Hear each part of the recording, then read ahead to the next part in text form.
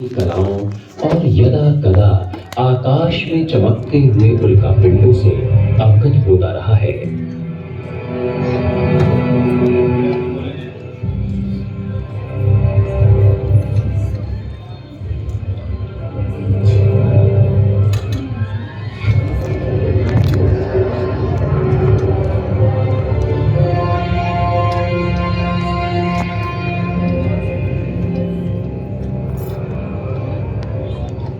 आकाश के लंबे निरीक्षण से कई संगठित आकृतियों का खुलासा हुआ, जिससे प्रथम कैलेंडर बने।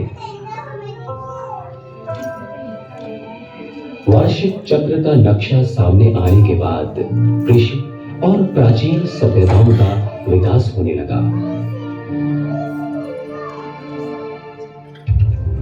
उसी दौरान आकाश के कुछ तारों को जोड़कर विभिन्न आकृतियों की कल्पना की गई। इन्हीं आकृतियों की मदद से जहाज संचालन को बढ़ावा मिला, जिससे व्यापार का विस्तार हुआ।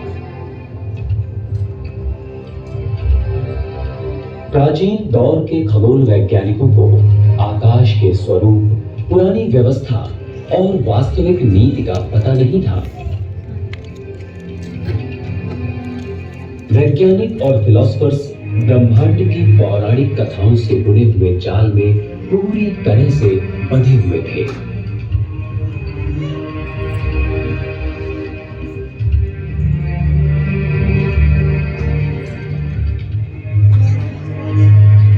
प्राचीन ग्रीक के वैज्ञानिकों के बौद्धिक दृष्टिकोण ने ये कदम उठाया कि खगोल विज्ञान को आकाशीय मिथक से अलग किया जाए।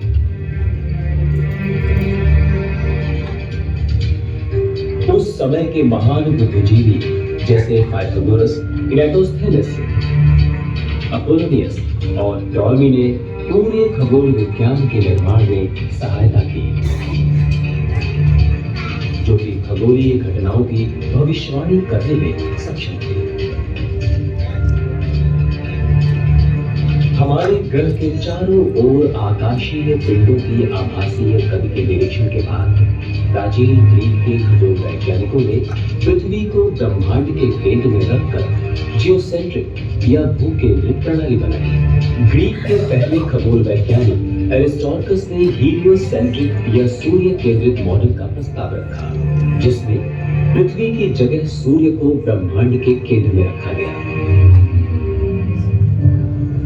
सैकड़ों साल अनदेखा करने के बाद 16वीं सदी में कोपरनिकस व केपलर जैसे महान खगोल वैज्ञानिकों ने एरिस्टॉर्कस के इस राय को पुनर्जीवित किया।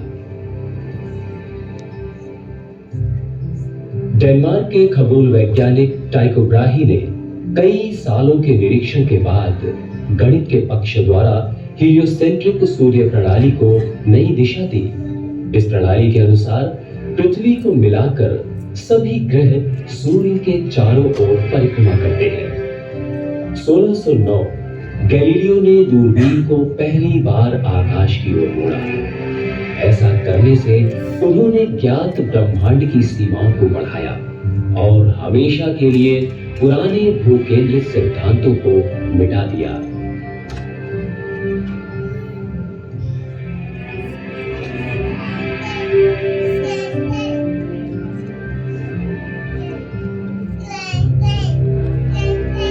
दूरबीन एक ऐसा यंत्र है जो कि प्रकाश को इकट्ठा करके दूर और धुंधले आकाशीय पिंडों की तस्वीरों को दिखाता है। जितना गहरा व जितना दूर का दृश्य देखना है, वो निर्भर करता है ज्यादा इकट्ठा किए गए प्रकाश पर, और वो तभी संभव है जब लेंस या मिरर बड़ा हो।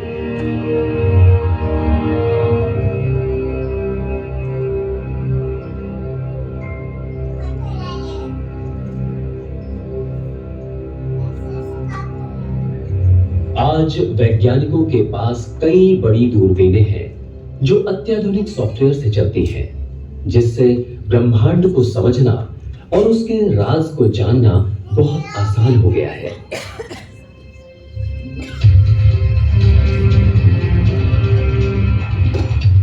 इन दूरबीनों का व्यास 8 से 10 मीटर तक का होता है। जिनकी मदद से बिग बैंग महाविस्फोट से कुछ लाखों साल बाद उपस्थित वस्तुओं की भी हम जांच कर सकते हैं।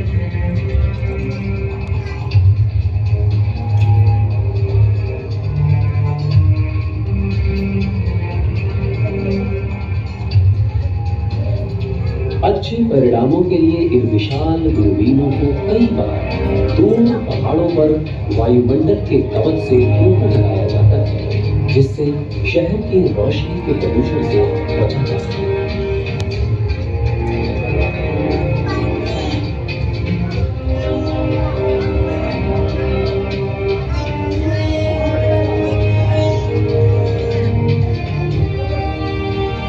इन दूरबीनों की सहायता से अंतरिक्ष की गहराइयों में झांककर हम एक ऐसे ब्रह्मांड को देख सकते हैं जो हमारे पूर्वजों के लिए कल्पना से परे था। एक ऐसा सक्रिय प्रचंड ब्रह्मांड जहां तारों के जन्म व मृत्यु के खेल के पैमाने हमें विनम्र कर देते हैं।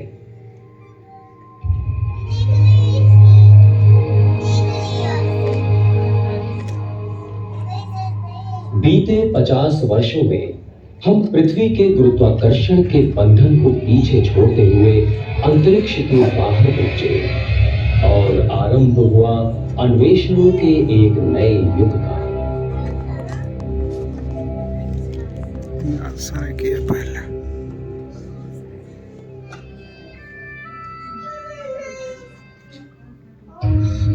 धन्यवाद उन अंतरिक्ष कार्यक्रमों का जिनकी वजह से हमने अपने ग्रह पृथ्वी को एक बाहरी दृष्टिकोण से देखा।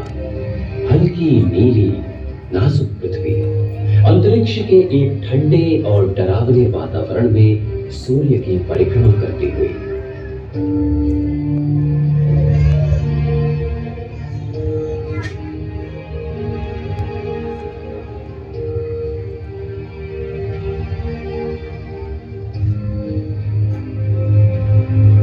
स्पेस टेक्नोलॉजी या अंतरिक्ष प्रौद्योगिकी ने तौर तरीकों की दुनिया को देखने का नजरिया ही बदल दिया। जो दुनिया केवल मानचित्रों तक ही सीमित थी, अब वो इस विशाल अंतरिक्ष में एक छोटी व असाधारण वस्तु बनकर रह गई।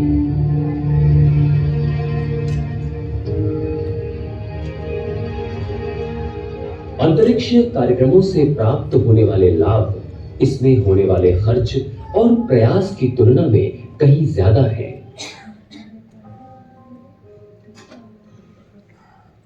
अंतरिक्ष की खोज ने तकनीकी या टेक्नोलॉजी को बढ़ावा दिया, जिसकी वजह से हमने दूरबीन को भी पृथ्वी के वायुमंडल के ऊपर लगा दिया है।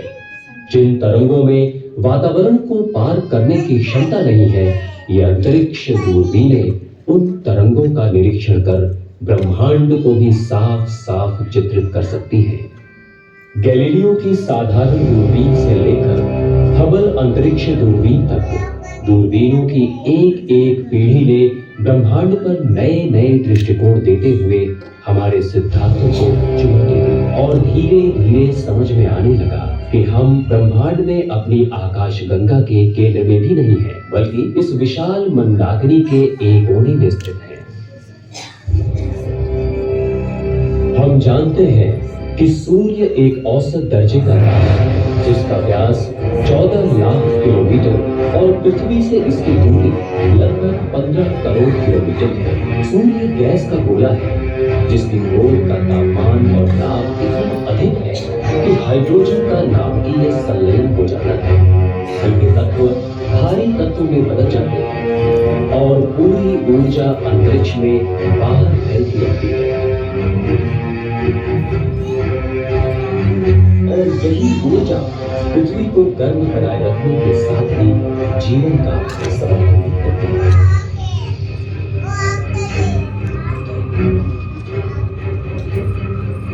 समय समय पर सूर्य की सतह पर शक्तिशाली स्थानीय चुंबकीय क्षेत्र बनने के कारण सनस्पॉट्स बन जाते हैं और ऊर्जा इकट्ठा हो जाती है।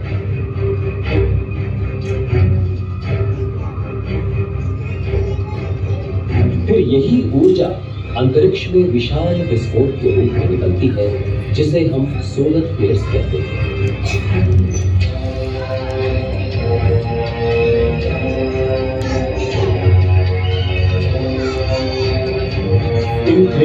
हटने के साथ ही उच्च ऊर्जा वाले आयनिक कण भी अंतरिक्ष में बाहर आ जाते हैं, जो कभी कभी पृथ्वी पर पहुंचकर दूर संचार को हानि पहुंचाते हैं।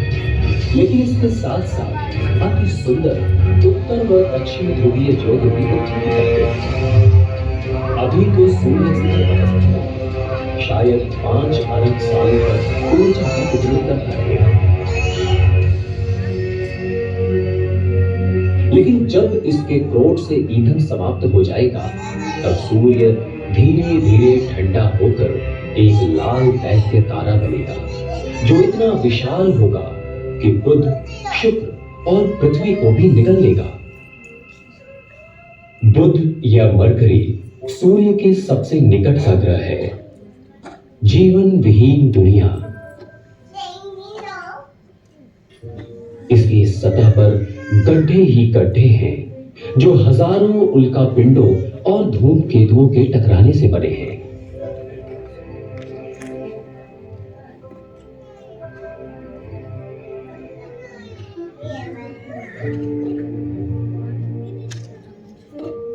दो 2004 में वैज्ञानिकों ने बुध ग्रह की अधिक जानकारी प्राप्त करने के लिए मैसेंजर खोजी यान भेजा।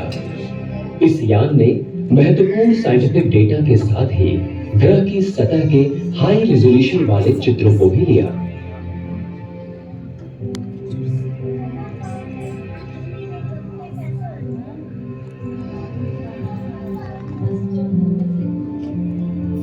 शुक्र या वेनस आकार में पृथ्वी से थोड़ा छोटा, परंतु मूल रूप से अलग, कार्बन डाइऑक्साइड व सल्फ्यूरिक एसिड युक्त बादलों से घिरा हुआ है।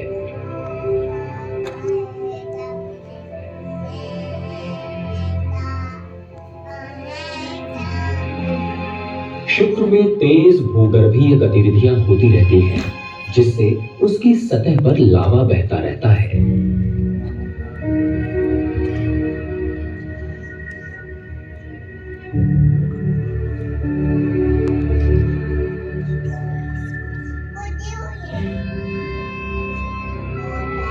सौर मंडल का तीसरा ग्रह है हमारी पृथ्वी।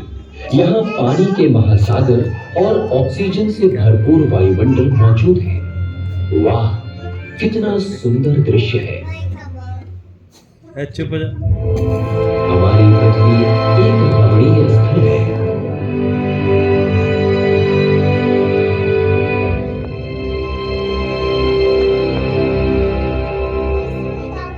पृथ्वी से लगभग 4 गुना छोटा हमारा चंद्रमा एक प्राकृतिक उपग्रह है, जहां पर कोई वायुमंडल नहीं है।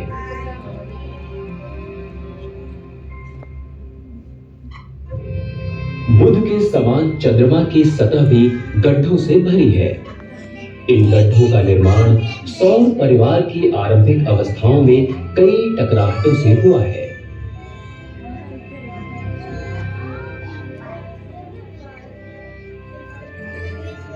अंतरिक्ष अभियानों में चंद्रमा ही केवल एक ऐसा आकाशीय पिंड है जिस पर मनुष्य ने अपना कदम रखा।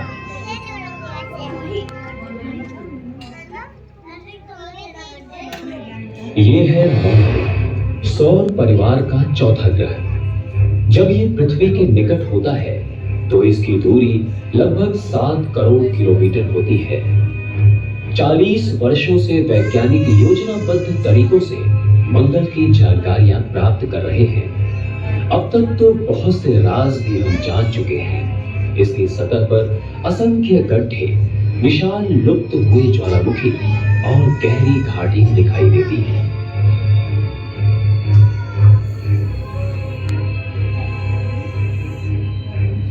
बहुत समय पहले इस लाल ग्रह की सतह पर निश्चित रूप से पानी का बहाव था, लेकिन अब जमीन के नीचे सिर्फ कुछ मात्रा में ही पानी बचा हुआ है।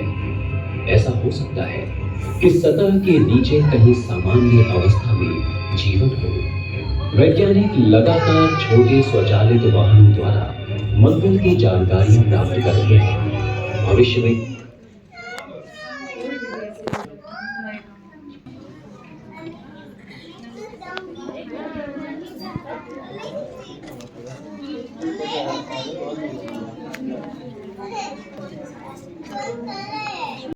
नहीं नहीं, और पीछे से था, और पीछे से ना ना, आगे आगे पीछे। लेकिन उसमें से कोई भी हमेशा के लिए जीवित नहीं रहा।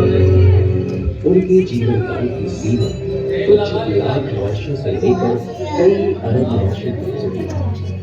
जब उनका ईंधन समाप्त हो जाता है तो वो मृत हो जाते हैं। अक्सर उनकी मृत्यु प्रचंड रूप से होती है और वो तारकीय अवशेष के रूप में जैसे सफेद बौना, व्हाइट डॉग, न्यूट्रॉन स्टार और ब्लैक होल या शाम दिवर पीछे छोड़ जाते हैं।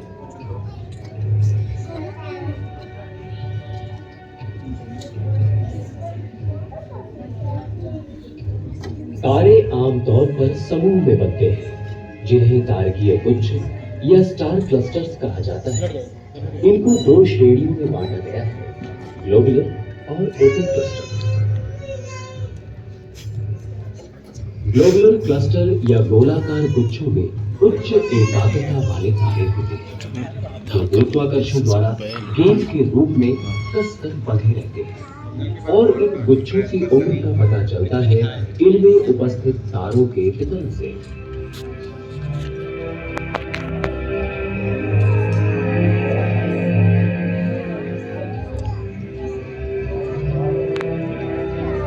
मंदाकिनियों में इन गुच्छों का मिलना एक सामान्य सी बात है, लेकिन कुछ दैत्य, अंडाकार या इलेक्ट्रिकल मंदाकिनियों में 30,000 गोलाकार गुच्छे भी हो सकते हैं।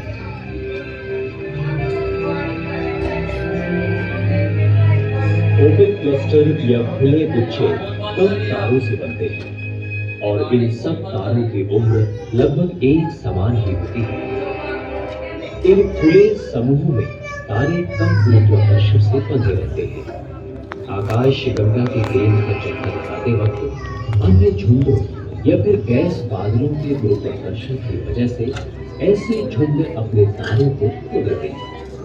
अधिकांश खुले झुंड कुछ करोड़ साल तक ही बने रहते हैं।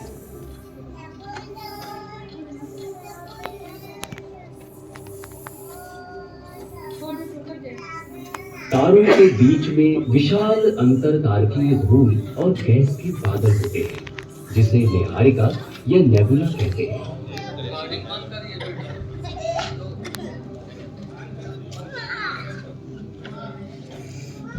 ये निहारिकाएं हाइड्रोजन, हीलियम और दूसरी आयनीकृत गैसों से बनी होती है।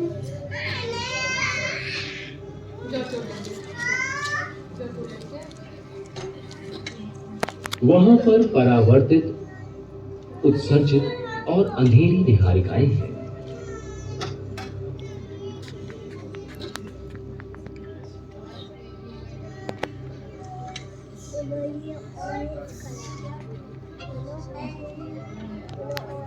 अगर परिस्थितियां सही है तो ये बादल भी अपने ही गुरुत्वाकर्षण से सिकुड़ते जाते हैं जब तक नए तारे जन्म लेंगे और सृष्टि का ये महान कार्य चलता रहता है।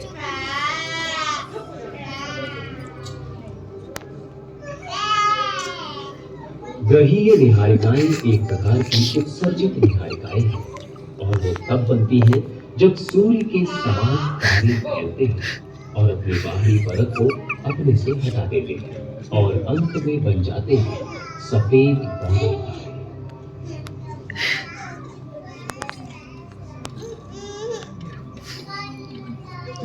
तारे।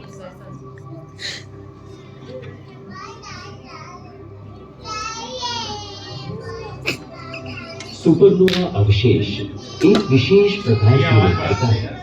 ये निहारिका भारी रासायनिक तत्वों से भरी होती है जो जीवन के निर्माण के लिए महत्वपूर्ण होते हैं।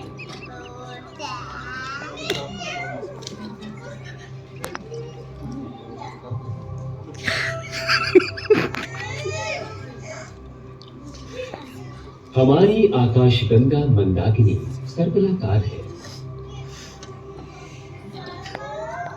इसके केंद्र में 40 लाख सूर्यों के समान भार वाला एक विशाल श्यामविवर है।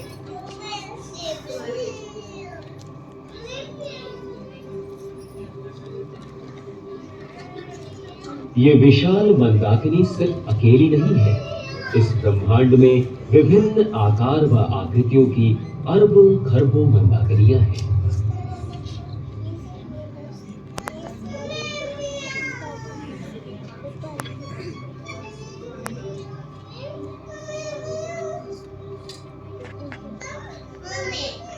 अंडाकार मंदाकिनी आमतौर पर बूढ़ी तारों से बनती है।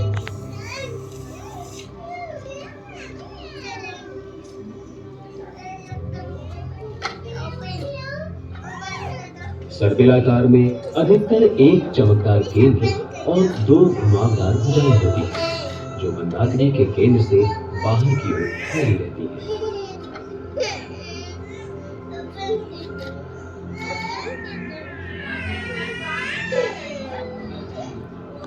देखा गया है कि 1/4 मंदाकिनियां सर्पिलाकार हैं।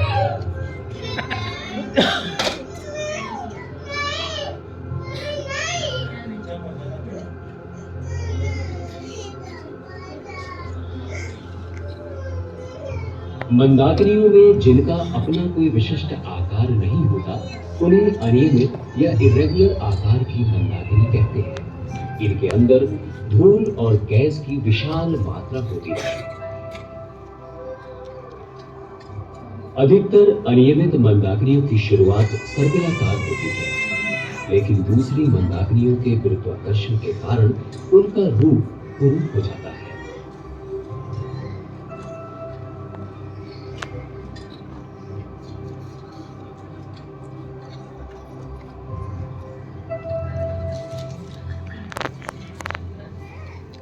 गुरुत्वाकर्षण के प्रभाव की वजह से मंदाकिनियों में समूह, गुच्छ और महागुच्छ बनाने की प्रवृत्ति होती है। साथ ही मंदाकिनियों के समूह व गुच्छों में पारस्परिक क्रिया और टकराव की घटना नियमित रूप से होती रहती है। इस क्रिया से मंदाकिनियों के आकार तो विकृत होते ही हैं, यहाँ तक कि उनके विकास की दिशा में भी बदलाव आता है।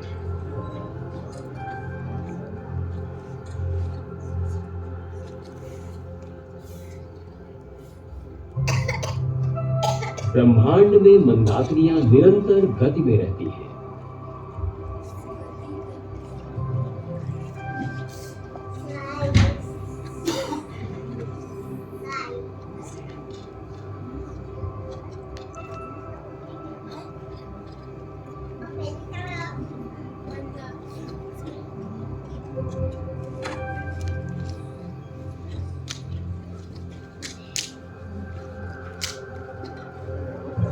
ऐसा लगता है कि ब्रह्मांड एक बहुत ही जबरदस्त विस्फोट से बना है। बिग बैंग लगभग 14 अरब साल पहले।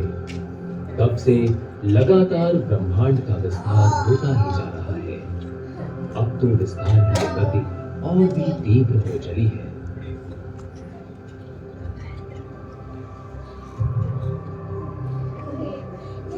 हमने जो कुछ भी सीखा है, उसके बावजूद ब्रह्मांड के शुरुआत और अंत के बारे में बहुत से प्रश्न अब भी अनसुलझे हैं।